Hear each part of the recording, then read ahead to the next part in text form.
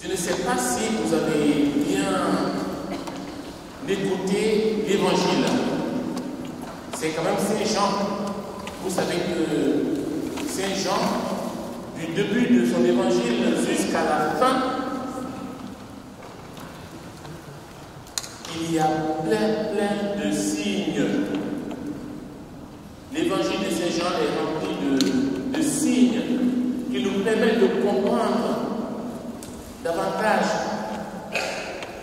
qui est le Christ. Ces signes sont révélateurs.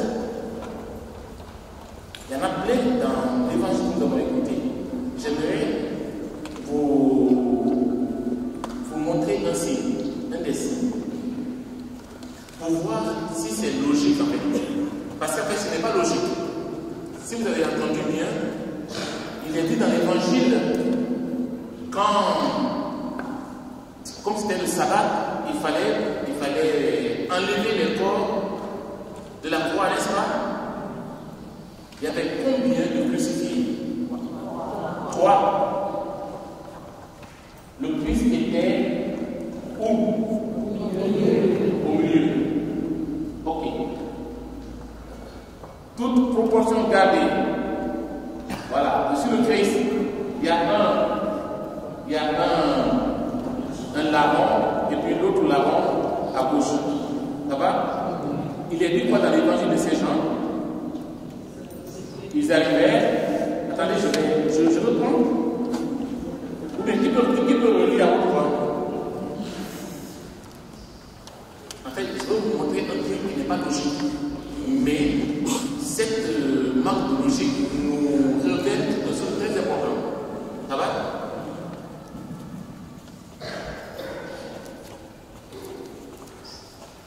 Les soldats allaient donc briser les jambes du premier, ça va? Le premier, c'est-à-dire que ce soit à gauche ou à droite du Christ, c'est toujours, voilà, c'est bon? Puis de l'autre homme crucifié avec Jésus. Franchement, vous avez compris? Et puis après, quand il arrivait à Jésus, voyant qu'il était mort, attends, ils sont 3. Le Christ est au milieu. C'est ça, non? Il commence à briser les jambes du premier, pour faire dire dans l'évangile. Pourquoi il saute sur le Christ pour venir sur l'autre? Vous avez compris? Il n'y a pas de logique, non? Il n'y a pas de logique. La logique serait que, normalement, il finit ici, le deuxième et le troisième. Voilà. Un signe que Jean veut nous montrer. En fait, ça veut dire que quel que soit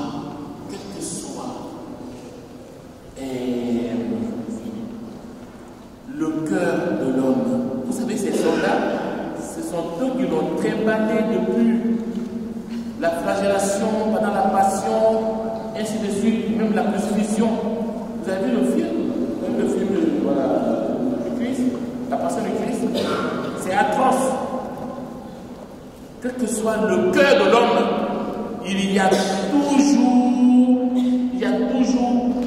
une petite graine de bonté, d'espérance. Ces soldats, Jean, par cette description qui n'est pas logique, veut nous montrer que ces soldats espéraient que le Christ allait vraiment descendre de la croix. Bien avant, on l'insulte en disant, si tu es le Fils de Dieu, descends de la croix et sauve-nous. Ça va? Et puis un autre signe, pour vous permettre de mieux comprendre aussi, c'est la série, l'épisode de la branche avec le vinaigre. On lui donne du vinaigre. En fait, on lui fait boire. Les soldats, ils font boire le vinaigre. C'est pour lui donner une petite chance de survivre encore, pour voir si Dieu va agir. Et Eloi, Eloi, lama sabachthani. Les soldats disent, attendons, si Élie va venir, attendons de voir.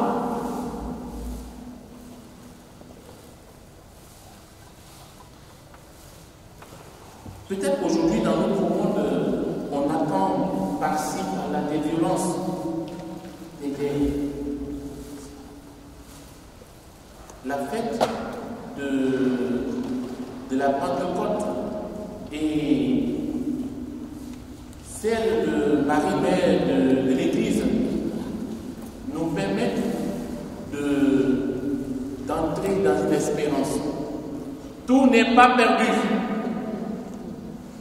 Tout n'est pas perdu. Il y a de l'espoir dans ta vie, dans notre vie, tous les jours. On peut se dire que, oula, c'est compliqué, il n'y a plus d'issue. Mais avec ces deux célébrations, ces deux fêtes que l'Église nous propose, tout n'est pas perdu. Tout n'est pas perdu. Et ces soldats, j'en suis sûr, l'évangile ne dit pas, j'en suis sûr, à la résurrection, ils ont été convertis. Ils sont devenus disciples du Christ. Ils l'ont suivi. Parce qu'il y avait une petite graine de foi, d'espérance en eux. Ce qui veut dire que, en fait, Dieu ne veut pas perdre aucun de ses enfants. Nous sommes tous fils et filles bien-aimés du Père. Et la fête de la Pentecôte, c'est vraiment cela en fait. Comme nous l'avons fêté hier, la Pentecôte nous ouvre à l'universalité. Pâques est une fête qui nous fait entrer dans la foi et l'espérance. Nous avons entendu dans la deuxième lecture, je crois. Et la Pentecôte nous ouvre à l'universalité. La Pentecôte nous fait sortir de nos prisons, de nos enfermements, de nos clans, pour nous mettre au service de la bonne nouvelle de l'Évangile. Et c'est ce que les apôtres vont vivre. Dans la première lecture, nous avons entendu, après l'ascension du Christ, les disciples vont revenir, ils vont entrer au cénacle. Il est dit qu'ils étaient assidus à la prière. Ils se préparaient à recevoir ce don du Père. Si nous sommes là cet après-midi, c'est justement nous disposer, nous préparer à recevoir ce don que Dieu fait à son peuple, à chacun de nous. D'ailleurs, par notre baptême, par notre confirmation, nous sommes déjà investis de cet esprit qui fait de nous des enfants d'un même Père. Oui, l'Esprit Saint nous est donné sans réserve. L'Esprit Saint nous est donné sans condition. Voilà donc, frères et sœurs, un message important à retenir en ces jours. Le don de l'Esprit n'est pas une sage qui écrase, mais plutôt un souffle nouveau qui libère ce qu'il y a de mieux, de bon, de beau en nous. L'Esprit Saint vient en quelque sorte réactiver ce qu'il y a de bien, de beau, de mieux en nous. Raison pour laquelle c'est fait référence à ces soldats. Leur petite espérance. Leur petite espérance. Le Seigneur nous rejoint dans ça. Quelle que soit ta foi, quelle que soit ton espérance, le Seigneur te rejoint aujourd'hui. Et l'Esprit Saint veut, en quelque sorte, réactiver pour faire de toi un homme nouveau, pour faire de toi une femme nouvelle, pour faire de toi un disciple missionnaire. L'Esprit nécessaire vient en quelque sorte nous réveiller. Nous réveiller. Vous me direz, mais comment faire? Comment discerner bien l'action de l'Esprit en nous? Marie l'a fait et elle a été transformée pour toujours. Les apôtres l'ont fait et ils ont été transformés pour toujours. De peureux qu'ils étaient, ils sont devenus des missionnaires qui sont allés aux extrémités du monde. De pauvres pécheurs, illettrés, l'Esprit a fait d'eux des prédicateurs charismatiques infatigables, d'hommes et de femmes sans moyens, devenus remplis de l'Esprit. Ils ont manifesté la puissance du Christ ressuscité pour la transformation du monde. Leur exemple nous rejoint aujourd'hui et leur exemple peut nous servir aujourd'hui. À nous qui sommes membres ou invités de Christ vivant.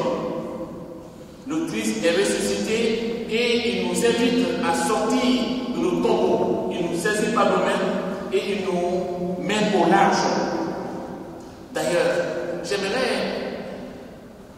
nous inviter à faire ensemble un petit parcours biblique de la grâce de Dieu. Cette grâce de Dieu, c'est un don de Dieu qui donne à profusion, qui donne en surabondance, qui donne sans réserve. Loin de faire l'apologie de la faiblesse humaine, j'aimerais nous inviter à nous focaliser sur la grâce de Dieu qui transforme, la grâce de Dieu qui transfigure, la grâce de Dieu qui restaure, la grâce de Dieu qui guérit. Abraham était un vieux, sans espérance. Et qu'est-ce qui s'est passé?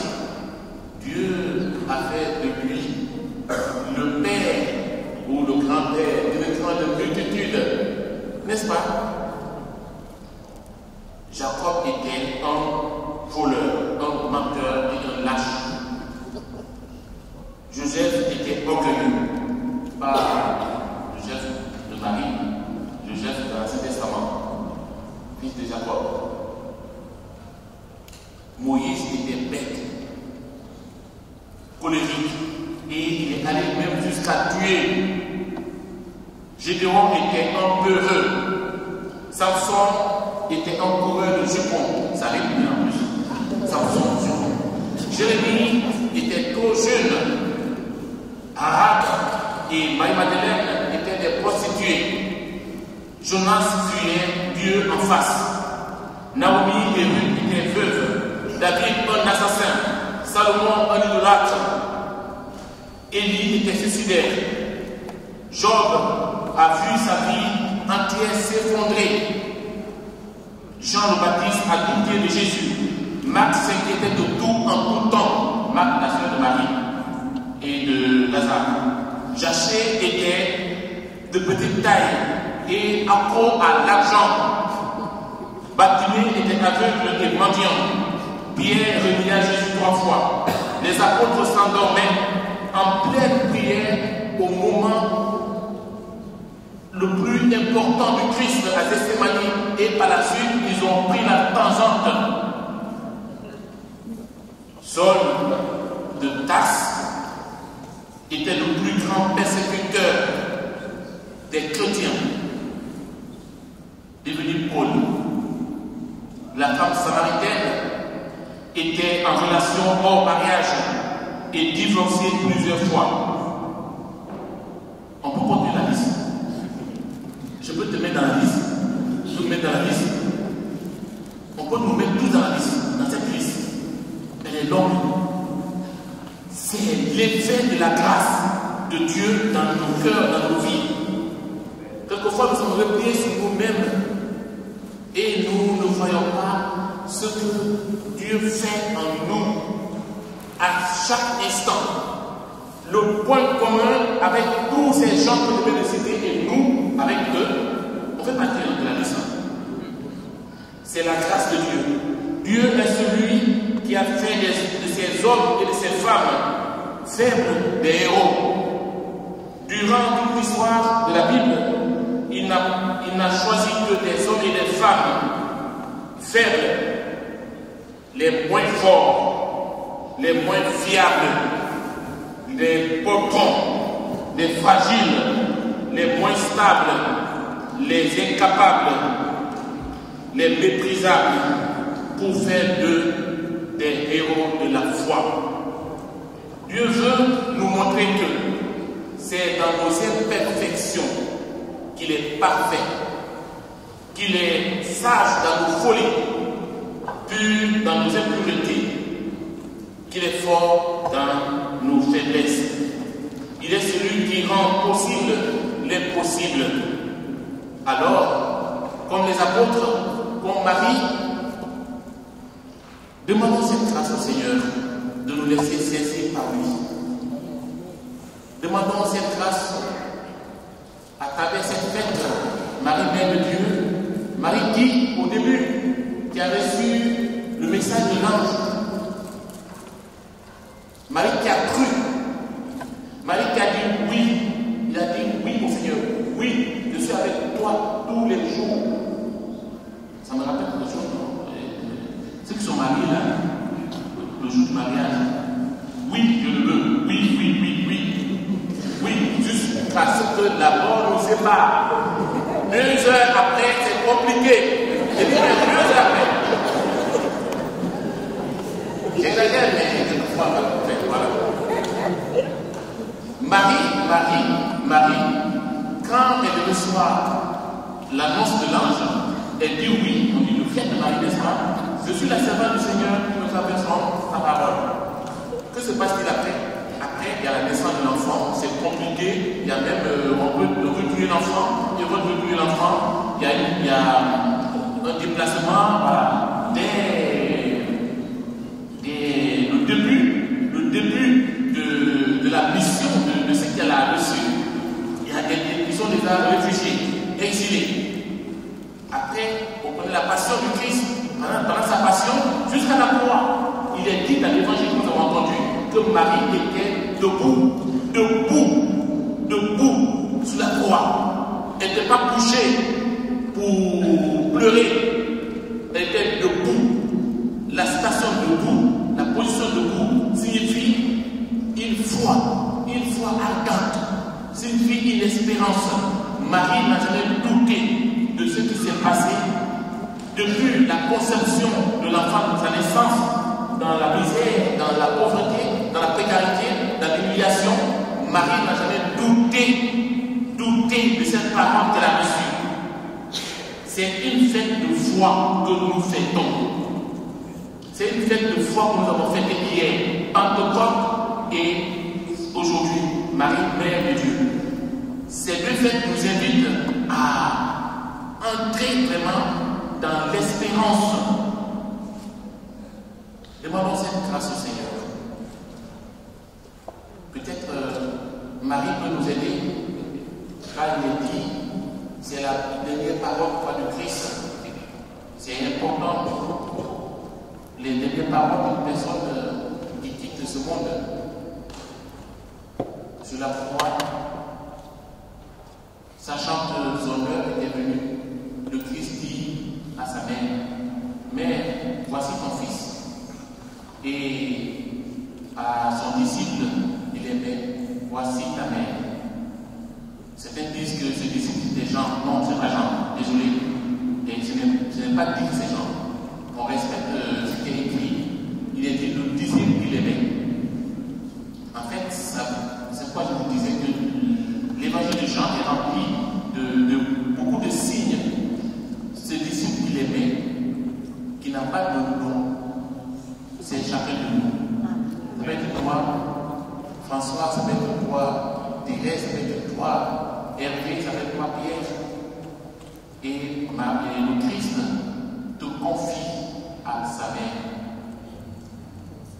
Mère, voici ton fils. Fils, voici ta mère. Eh bien, demandons cette grâce au Seigneur pour que nous puissions prendre Marie chez nous comme le disciple l'a fait. Marie n'est pas pour nous une déesse. Elle n'est pas non plus une sirène. Elle est une mère. Que fait une mère? Une mère n'abandonne pas ses enfants. Marie n'a pas été non plus, entre parenthèses, un mouvement d'expression. Marie n'a pas été une mère porteuse. Elle a enfanté, elle a désiré, elle a enfanté, elle a accepté, elle a mis Dieu au monde. Une mère prend soin, une mère console, une mère accueille. Et bien demandons à son intercession que cette Eucharistie soit pour nous une source d'amour, une source de foi, que notre foi puisse être affermie, fortifiée, et que l'Esprit Saint qui nous est donné puisse nous mener au large pour faire de nous ses disciples, des disciples missionnaires. Amen. Amen.